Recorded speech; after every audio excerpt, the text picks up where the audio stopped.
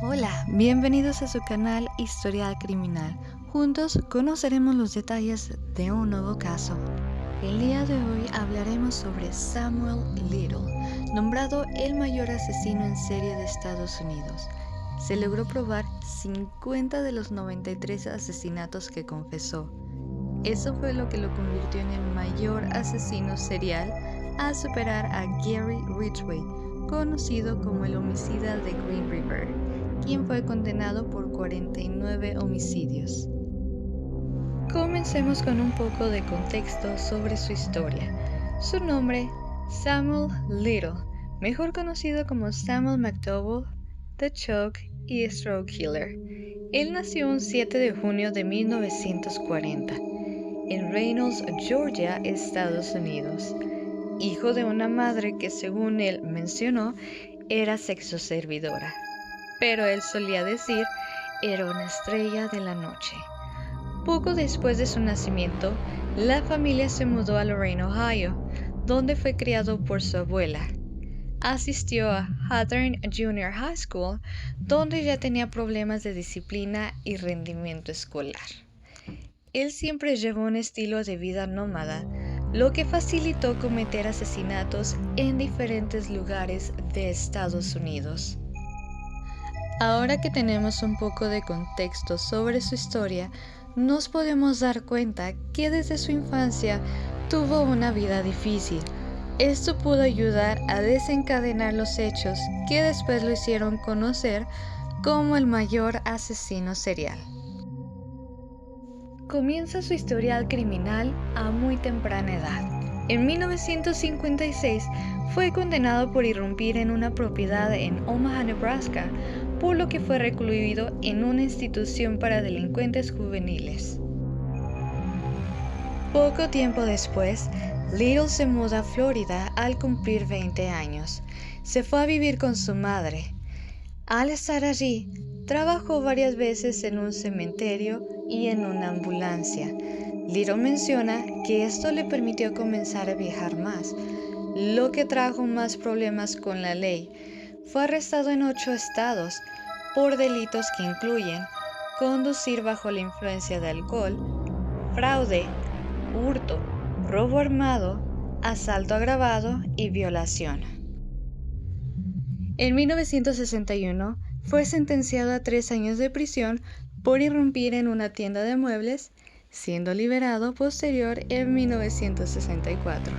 El 28 de mayo de 1971, Little pisa la prisión de nuevo al ser arrestado en Cleveland con su novia de ese momento, Lucy Madero, y fueron acusados de robo a una gasolinera. Madero le confesó a su compañera de celda Dorsey que testificaría en contra de Little en el próximo juicio. Gracias a una enorme casualidad, Dorsey pudo encontrar a Little al tener celdas contiguas. Dorsey le hizo saber el plan de Madero gracias a los agujeros en las paredes y los techos de las instalaciones en ruinas. En 1972, cuando el caso fue a juicio, Madero testificó en contra de Little, pero gracias a la información de Dorsey, estaban listos y fue declarado no culpable. A pesar de que Dorsey era 30 años mayor que Little, después de la liberación de Dorsey, se convirtieron en una pareja y viajaron juntos, volviéndose inseparables. Dorsey murió en 1988 en Los Ángeles, según se mencionó, por causas naturales, por una hemorragia cerebral, pero Little afirmó siempre que ella no fue una de sus víctimas y no estuvo involucrada en ninguno de los asesinatos. Mencionó que solía buscar a sus víctimas por la noche después de que ella dormía. Para 1975 ya había sido arrestado 26 veces. En 1982 fue arrestado en Pasguala, Mississippi, acusado por el asesinato de una mujer de 22 años llamada Melinda Rose LePree, que había desaparecido en septiembre de ese mismo año. Un jurado declinó acusar a Little por el asesinato de LePree. Sin embargo, cuando estaba bajo investigación, fue transferido a Florida para ser llevado a juicio por el asesinato de Patricia Ann Mount, de 26 años, cuyo cadáver fue hallado en septiembre de 1982. Algunos testigos lo habían identificado como la persona que estuvo con Mount la noche anterior a su desaparición, pero fue exonerado en enero de 1984.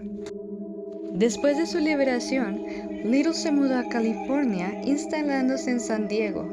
En octubre de 1984, fue arrestado por secuestrar, golpear y estrangular a Larry Barros, de 22 años, quien sobrevivió. Fue encontrado por la policía un mes más tarde en el asiento trasero de su auto con una mujer golpeada y estrangulada, pasando solo 2 años y medio en prisión por ambos crímenes. En 1987 se mudó de inmediato al ser liberado y se instaló en Los Ángeles, donde cometió más de 10 asesinatos. Little fue arrestado el 5 de septiembre del 2012 en un refugio de indigentes en Louisville, Kentucky, siendo extraditado a California para enfrentarse a cargos de narcóticos. Fue entonces que las autoridades usaron las pruebas de ADN para establecer su participación en las muertes de Carol y Len Elford el 13 de junio de 1987, Guadalupe Duarte Apodaca, asesinada el 3 de septiembre de 1987, y Audrey Nelson Everett, asesinada el 14 de agosto de 1989. Todas ellas fueron asesinadas y encontradas en calle de Los Ángeles, por lo que fue extraditado a Los Ángeles, donde fue acusado el 7 de enero del 2013. El 25 de septiembre del 2014, Little fue hallado finalmente culpable y sentenciado a 3 cadenas perpetuas sin posibilidad de libertad condicional por el asesinato de 3 mujeres en el área de Los Ángeles. Como hemos visto, Little tuvo muchos roces con la ley antes de su arresto por cargo de asesinato del 2012, y solo en una ocasión, antes de esta fecha, había tenido una condena. El juicio de Little por los asesinatos de Elford, Nelson y Apodaca comenzaron en septiembre del 2014, donde se presentaron las pruebas de ADN y los testimonios de personas que fueron atacadas por el acusado en diferentes momentos. El peso de estos 3 casos combinados hizo que el estadounidense fuera referido al programa de captura de criminales violentos, el cual hizo público un reporte donde daban a conocer a las víctimas que ya eran confirmadas de Little, los patrones alarmantes y vínculos convincentes con muchos otros casos sin resolver en Estados Unidos.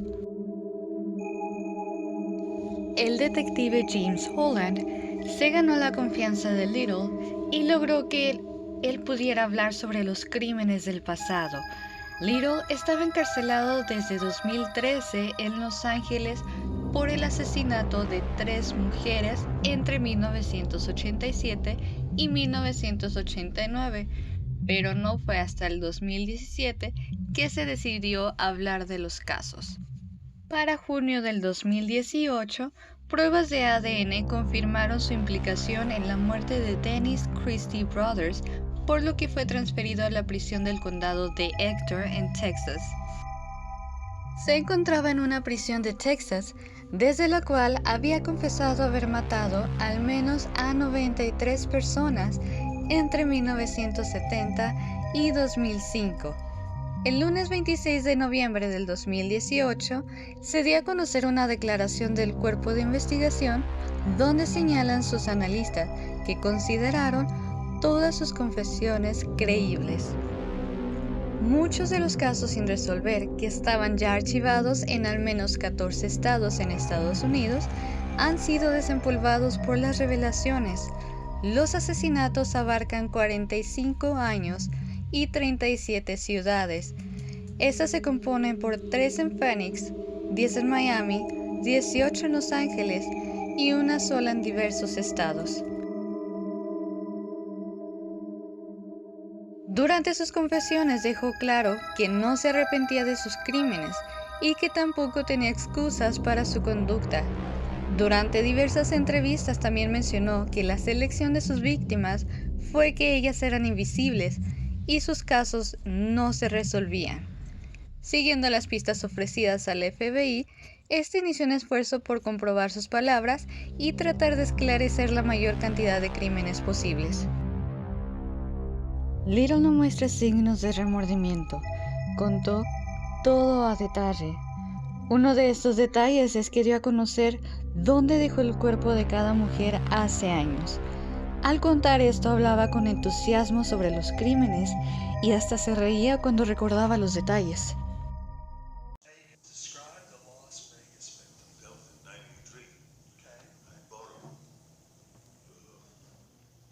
Eldorado. What color Eldorado? It was a yellow. Okay. Yellow Cadillac Eldorado. Yep. All right. What year? 78. Okay. Well, tell me about this girl. What does she look like? She was kind of thin, dark skin, about 40 years old when she was out there hustling. I think she was a drug addict because she was out there. How tall was she? She was about 5'5", 5'3". And how much did she weigh? She weighed about 110, 120. Okay. What about her did you know? This boy came, that was her son. She called him over there. He came over, hey, how you shook my hand and everything. Yeah. Now, how old was he? He was about 20 or about 19, 20. Okay, black male or? Black male. And where were you at when you met her? It was on Owens Avenue. Okay. Owens, that's down in the black section. Owens and Jackson. Where do you eventually take her body to? I was headed toward California. So as I drove out of Las Vegas, I seen a motel, road leading up to the motel. And there's a lot of bushes and brushes beside the road before you got to that motel. That's where I dropped, pulled the whereabout out, rolled it down there. And I heard a secondary roll of noise. That meant she was still rolling. So you basically rolled her into a pretty big ditch that's got a bunch of... Well, it wasn't a ditch, it was a slope. Okay. That didn't look like a slope because the vegetation had grown up out of the slope and looked like you would think that the road would just be flat. But actually the road was going down a slope like. And that's why she rolled. So this is a slope right off the road? Yeah. Okay. And tell me about how far do you think you were outside of Las Vegas? The road I was on was going towards Searchlight. So whatever the name of that road is, that's the road I was on. How far outside of Las Vegas do you think you were? Were you in Las Vegas? I was still in Las Vegas, yeah. Okay. But I was on the very outskirts. All right. The very outskirts. There was a couple of motels I remember, gas stations and everything. It was scattered, because it was getting thin population as you go further out. Vamos a conocer juntos uno de los casos confesos de Little, Melissa Thomas, de 24 años, cuyo cadáver desnudo fue encontrado en 1996 en un cementerio de Opelousas, Luisiana. Aseguró que la conoció en la calle y la invitó a consumir drogas en su auto. Aparcaron junto al cementerio y cuando iban a tener relaciones sexuales en el asiento trasero, él comenzó a acariciarle el cuello, a lo que ella reaccionó con un par de preguntas. ¿Por qué sigues tocándome el cuello? ¿Eres acaso un asesino serial? Fue allí cuando él sintió presión y acabó con su vida. Esto se lo contó Little a la detective Crystal LeBlanc. Conozcamos un poco sobre Melissa Thomas. El 31 de enero de 1996, Melissa Thomas salió de la casa de su familia y se dirigió a una gasolinera cercana por un paquete de cigarrillos. Justo al otro lado de la calle de la tienda había un cementerio que era el atajo normal para llegar a su casa. Pero su familia ya no la volvió a ver con vida. Melissa, de 24 años, fue descubierta más tarde, muerta en el cementerio. Estaba acostada boca abajo y tenía marcas de rasguños en el cuello, lo que llevó a creer a los investigadores que había sido estrangulada. Estaba completamente vestida y no se encontraron rastros de evidencia en su cuerpo. Joe, su hermano, le dio a conocer a los investigadores que su familia había partido en dos. Su familia estaba en un gran duelo por la lamentable pérdida de su hija a tan muy temprana edad. Lamentablemente sus padres fallecieron con el corazón partido y sin tener respuestas. Pero Joe y Emma, sus hermanos, nunca dejaron de buscar respuestas.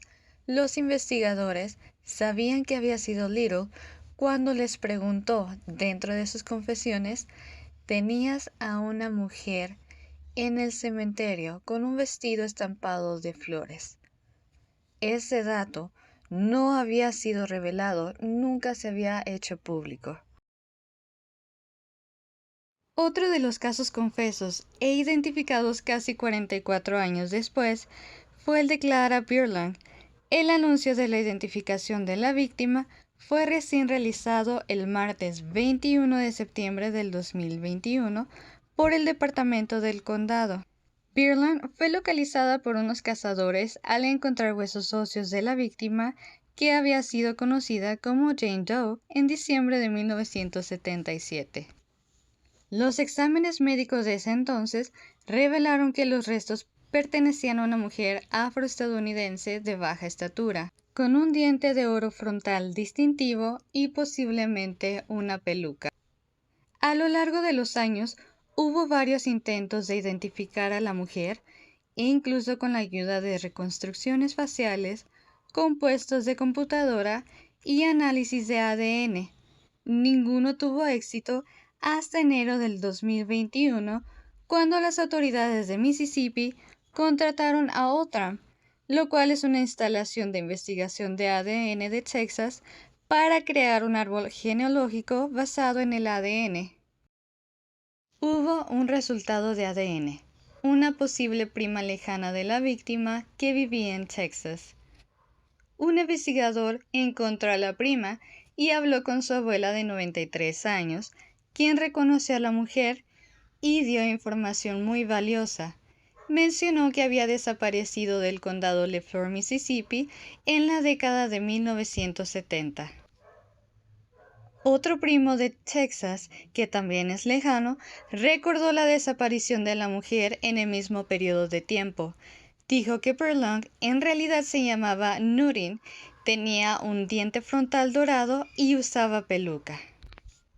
Una mujer de Leflore dijo recordar a Birlang y que había dejado el condado en la década de 1970 con un hombre afroestadounidense que afirmó estar solo pasando por Mississippi en su camino a Florida, y más nunca volvieron a saber de ella. Con ayuda del laboratorio de Texas, confirmaron que el ADN coincidía con el de la abuela. Samuel fue descrito por los detectives como un psicópata carismático. El hombre medía 1.9 metros y usaba una fuerza tan desmedida que una de sus víctimas, a las cuales golpeó en el abdomen, sufrió la ruptura de la columna vertebral. Esto en gran parte se debe a que comenzó a practicar boxeo durante sus estancias en prisión y se refiere a él como un gran boxeador. Por esto noqueaba a sus víctimas antes de estrangularlas. Little se ganaba la confianza de sus víctimas, las golpeaba, abusaba de ellas y las estrangulaba hasta acabar con sus vidas. La fiscal Beth Silverman fue quien señaló que la motivación sexual era lo que movía a Little a cometer todos los asesinatos, pero se ofende si le llaman violador, ya que, según él afirmó, tener problemas de erección. Pero los fiscales encontraron fluidos corporales en los cuerpos y ropa de las víctimas. El método de matar de Little no siempre dejó signos. Sin puñaladas, sin heridas de bala, muchas de estas muertes no se clasificaron como homicidios, sino como sobredosis, accidentes o causas naturales. El exboxeador acumuló un centenar de arrestos por delitos como secuestro, violación y robo a mano armada. Esto lo hizo durante 5 décadas y se las arreglaba para salir de prisión cada vez. El sargento Mongeluso le preguntó cómo se las había arreglado para evitar ser capturado y respondió: puedo entrar en mi mundo y hacer lo que quiero hacer, haciendo alusión a los barrios pobres con problemas de drogadicción. Samuel Little falleció el 30 de diciembre del 2020 a sus 80 años en un hospital del área de condado de Los Ángeles. Aunque no se sabe las causas exactas de muerte, se sabía que Little sufría de diabetes, problemas cardíacos y otras afecciones de salud. Samuel Little falleció el 30 de diciembre del 2020 a sus 80 años en un hospital del área de condado de Los Ángeles. Aunque no se sabe las causas exactas de muerte, se sabía que Little sufría de diabetes, problemas cardíacos y otras afecciones de salud. Hasta 2019, la policía había logrado vincular a Little a 50 homicidios ocurridos entre 1970 y 2005. Esto, según el FBI, fue lo que lo convirtió en el asesino en serie convicto con más víctimas en la historia moderna de Estados Unidos, pero aún siguen trabajando en 43 casos que han sido confesados, mas no han sido evaluados propiamente por la policía. Bueno amigos, esta fue la historia del mayor asesino serial de Estados Unidos. Me gustaría conocer su opinión, algún comentario sobre este caso o recomendación para nuestro siguiente video. Déjenlo aquí abajo en los comentarios que los estaremos leyendo. Por último, no olviden suscribirse, regalarnos un like y compartir para apoyar nuestro canal. Muchas gracias por acompañarnos y nos veremos para descubrir un nuevo caso juntos.